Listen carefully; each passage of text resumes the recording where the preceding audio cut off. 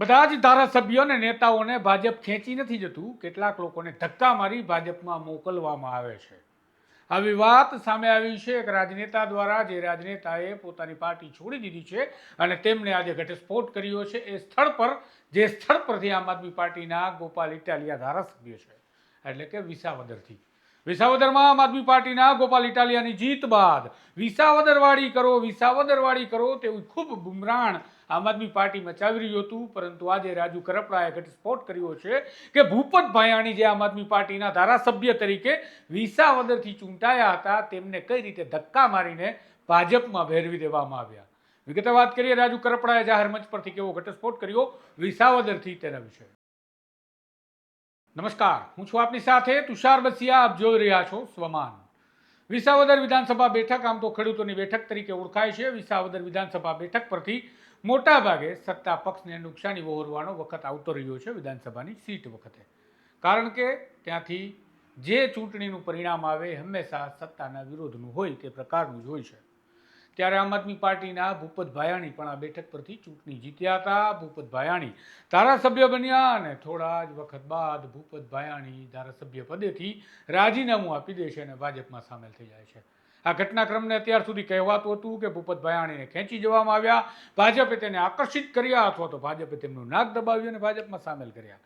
પરંતુ હવે એક નવી શંકા જન્મે તે પ્રકારનું નિવેદન રાજુ કરપડાએ વિસાવદર ખાતેથી આપ્યું છે. કિસાન સંકલ્પ યાત્રા લઈ અને રાજુ કરપડા હાલ ગુજરાતમાં પ્રવાસ પર છે અને તેઓ ગામે ગામ અને શહેરે શહેરે જઈ ખેડૂતોની સભા અને રેલીઓનું આયોજન કરી રહ્યા છે. હવે તેઓ પહોંચ્યા હતા જેને આમ આદમી પાર્ટી ગોપાલનો ગઢ કહે છે એ વિસાવદરમાં. વિસાવદરમાં હજારો ખેડૂત હતા રાજુ કરપડાની સભામાં, અને એ સભામાં રાજુ કરપડાએ મંચ પરથી જે વાત કરી અને બાદમાં અમે ટેલિફોનિક રીતે તેમની પાસે જે સ્પષ્ટીકરણ માંગ્યું એ બંનેની આપણે વાત કરવી છે. પહેલા તમે જુઓ કે ભૂપત ભાયાણીએ રાજીનામું આપ્યું એ મામલે મંચ પરથી રાજુ કરપડા શું બોલ્યા હતા. તમને બધાને હું પૂછું છું કે હું કાંઈ પણ નિર્ણય લઉં, અત્યારે લડું છું તમારી માટે, આવનાર સમયમાં પણ લડવાનો છું. અત્યારે બિન રાજકીય લડાઈ છે, બની શકે કે અહીંયાથી સ્ટેજથી ઉતરતાની હારે જ હું કોઈ પાર્ટીમાં જોડાઈ જાઉં. તમને કોઈને વાંધો છે ખરા? બે હાથ ઊંચા કરીને મને કહો તમને કોઈને વાંધો છે ખરા? વિસાવદર, બેહાણ, જુનાગઢના ખેડૂતોને વાંધો નથી, તમારા ધારાસભ્યોને વાંધો છે. એને ઉપાધિ ઈ કરી છે કે હાલો 22 પછી આ પેટા ચૂંટણી આવી, 22માં મેળ નો પડ્યો, પેટા ચૂંટણી આવી, હજી પૂછજો તો ખરા ધારાસભ્ય હાથે ગયા હતા કે આળકતરી રીતે ધક્કો મારી મોકલી દીધા હતા, પેટા ચૂંટણી જાણી જોઈને લઈ આવ્યા હતા. આ જાણવા જેવો ઇતિહાસ છે. પેટા ચૂંટણી આવી છે કે લાવવામાં આવી? ધારાસભ્ય ગયા પહેલા જ ઉમેદવાર નક્કી થઈ ગયો હતો. હિતેશભાઈ ને બાપડાને ખબર નહોતી, તો અહીંયા ઢોલની ડાકલી વગાડ્યા કરતા હું લડીશ. નામ જાહેર થયું ત્યારે ખબર પડી, મને ફોન આવ્યો કે નામ તો મારું આવ્યું નહીં. કીધું એ તો અગાઉ નક્કી થયું હતું, ઓલા રાજીનામું નથી દીધું, તેથી નક્કી હતું કે રાજીનામું દેવડાવવું છે ને પછી ચૂંટણી લાવવાની છે. આપણે આવા રાજકીય માણા નથી. એમ સ્પષ્ટ રીતે રાજુ કરપડા એવું કહેવા માંગતા હતા કે આમ આદમી પાર્ટીએ ધારાસભ્ય ભૂપત ભાયાણી ચૂંટાણા, તેમને ધારાસભ્ય પદેથી હટાવી પેટા ચૂંટણી યોજાય અને ત્યાં સુરતથી કોઈ આવીને લડી જાય એ પ્રકારની એક પરિસ્થિતિ પેદા કરવામાં આવી હતી જાણી જોઈને. હવે અમે રાજુ કરપડા પાસે આ બાબતનું સ્પષ્ટીકરણ માંગ્યું ત્યારે તેમણે કહ્યું કે હું સાક્ષી છું આ ઘટનાનું અને મેં બધું જોયું હતું, મારી નજર સામે થઈ રહ્યું હતું. એ બેઠકના ધારાસભ્ય ગોપાલ ઇટાલિયા છે અને એ જ કહી રહ્યા હતા કે ભૂપત ભાયાણીને ભાજપ ખેંચી ગયું છે. રાજુ કરપડા સાથે ટેલિફોનિક સંવાદ થયો એ સાંભળો. તમે આજે વિસાવદરની સભામાં વાત કરી જી કે ધારાસભ્યને ધક્કો મારવામાં આવ્યો, એટલે ભૂપત ભાયાણી જે ધારાસભ્ય હતા એની જ વાત હતી?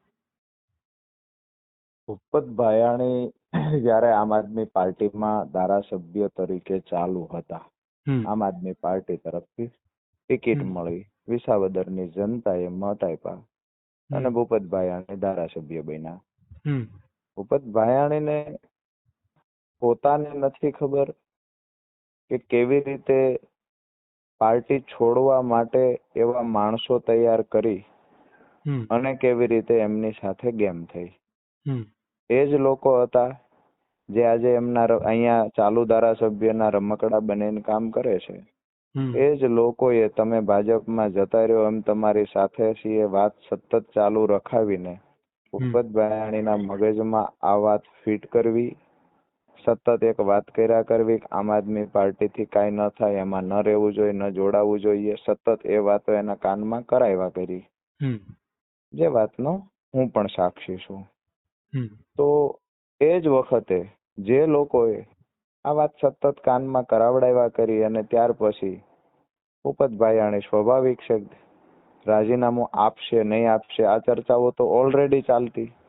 એ અરસામાં ભૂપત ભાયાણીએ રાજીનામું આપ્યું, પરંતુ ભૂપતભાઈનો જે પ્રશ્ન હશે એ અંગત છે, પણ એ વાતની મને જાણ છે અને હું સાક્ષી છું કે ભૂપત ભાયાણી જો રાજીનામું આપે તો વિસાવદરની જનતા હંમેશા સરકારની સામે રહી છે, તો આપણે સુરતથી વિસાવદર લડવા જઈ શકાય.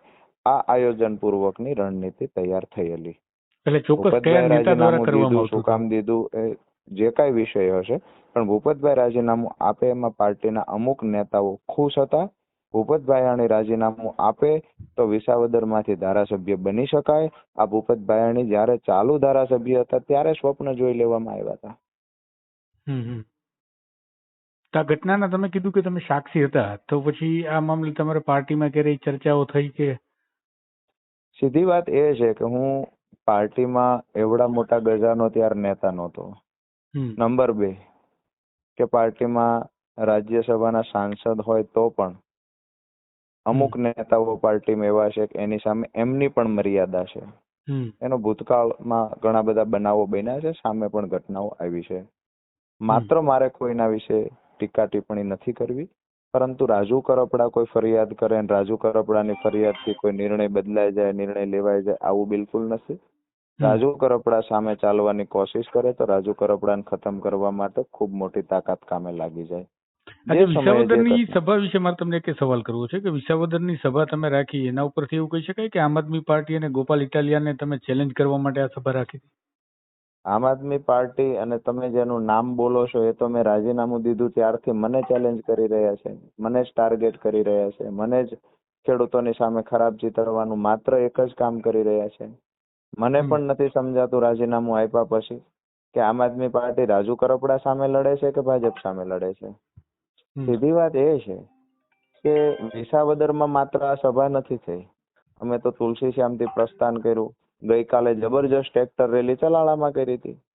એવી જ રીતે ધારી અમરેલીમાં પણ સભાઓ થઈ, તુલસી શ્યામ હજારોની સંખ્યામાં ખેડૂતો ઉપસ્થિત રહ્યા. તો એ તો ગીર સોમનાથ જિલ્લામાં આવે છે. તો અમે જયારે યાત્રા લઈને નીકળ્યા છીએ તો સૌરાષ્ટ્રના તમામ જિલ્લાઓમાં, ગામડાઓમાં યાત્રા ફરતી ફરતી આજે વિસાવદર પહોંચી છે. અને વિસાવદરમાં એક મને પણ આશ્ચર્ય થયું કે હજારોની સંખ્યામાં જયારે ખેડૂતો ઉપસ્થિત રહ્યા, બિન રાજકીય લડાઈને અને રાજુ કરપડાને સમર્થન આપવા માટે જયારે આવડી ભીડ જોઈ, તો 100% મને વિશ્વાસ છે કે ક્યાંક ને ક્યાંક આ વિસ્તારના ખેડૂતો પણ જે સમયે હું અહીંયા પ્રચાર પેટા ચૂંટણીનો કરવા આવતો ત્યારે જે પ્રેમ મળતો એના કરતા બમણો પ્રેમ આજે મેં જોયો છે. મતલબ સાફ છે કે મેં જે નિર્ણય લીધો છે એ નિર્ણયમાં વિસાવદરના ખેડૂતો મારી સાથે છે. રાજભાઈ, એક છેલ્લો સવાલ કે વિસાવદર ખેડૂતોની બેઠક તરીકે રાજકારણમાં ઓળખાય છે અને તમે ખેડૂત નેતા તરીકે આ યાત્રા અને તમારી સભા કરી રહ્યા છો, તો આગામી વિધાનસભાની ચૂંટણીઓમાં વિસાવદર ઉપર રાજુ કરપડાનું ધ્યાન છે એવું કહી શકાય? વિસાવદર રાજુ કરપડા લડશે નહીં લડશે આ તો આવનાર સમયમાં ખેડૂતો નક્કી કરશે. મેં પહેલા પણ કહ્યું છે કે દરેક જગ્યાએ ખેડૂતોના હક અધિકારની કોઈ પણ લડાઈ હોય, ખેડૂતો સાથે અન્યાય થતો હોય તો એમાં રાજુ કરપડા કાયમ માટે લડ્યો છે.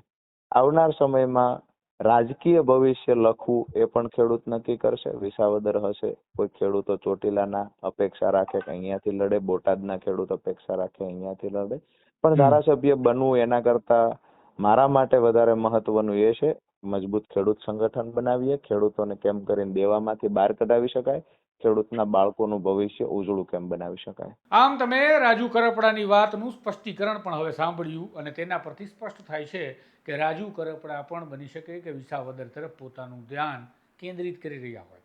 રાજકારણમાં ક્યારે જશે, કયા પક્ષમાં જશે, રાજુ કરપડા તેને લઈને હજી અસમંજસ છે, કારણ કે રાજુ કરપડાએ ખેડૂત સંકલ્પ યાત્રાની જે જાહેરાત કરી એ સંકલ્પ યાત્રાની જાહેરાત વખતે કહ્યું કે હાલ મારો કોઈ મૂડ નથી, ખેડૂતો મારું ભવિષ્ય નક્કી કરશે. અને વિસાવદરમાં આજે તેમણે ખેડૂતોને પૂછ્યું પણ ખરું કે કદાચ બને અને મારે રાજકીય પક્ષમાં સામેલ થવું પડે તો સાથે છો કે નહીં? તો હજારો ખેડૂતોની મેદની કરી હતી કે અમે સાથે છીએ. આમ આદમી પાર્ટી પોતાનો ગઢ વિસાવદર માને છે, પરંતુ આજે રાજુ કરપડાએ જે પ્રકારે સભા ગજવી અને જે પ્રકારે અમરેલી, ધારી, વિસાવદર, જૂનાગઢ આ વિસ્તારમાં પોતાનો પ્રવાસ ખેડી રહ્યા છે અને તેમાં જે પ્રકારે ટ્રેક્ટર યાત્રાઓ, વિશાળ સંખ્યામાં ખેડૂતો જે જોડાઈ રહ્યા છે તેને જોતા લાગે છે કે હવે ગઢ ક્યાંક ને ક્યાંક નબળો પડી રહ્યો છે. જો આમ આદમી પાર્ટી માત્ર ને માત્ર એ ગુલબાંગો ફૂંકતી રહેશે કે નહીં અમારો ગઢ છે, તો બની શકે કે ભવિષ્યમાં ત્યાં ગાબડું પડી ગયું છે તે તેમને ખબર પડશે, ત્યાં ખૂબ મોડું થઈ ગયું છે અને બની શકે કે રાજુ કરપડા પણ વિસાવદર બેઠક પર ધ્યાન કેન્દ્રિત કરીને બેઠા છે, તો ત્યાં જઈને કોઈ પક્ષની ટિકિટ લઈને ચૂંટણી પણ લડે. તમને શું લાગે છે રાજુ કરપડા શું કરશે? કમેન્ટમાં જણાવજો. આ પ્રકારના અહેવાલ પસંદ છે તો ચેનલને સબસ્ક્રાઈબ કરવાનું ભૂલતા નહીં. નમસ્કાર.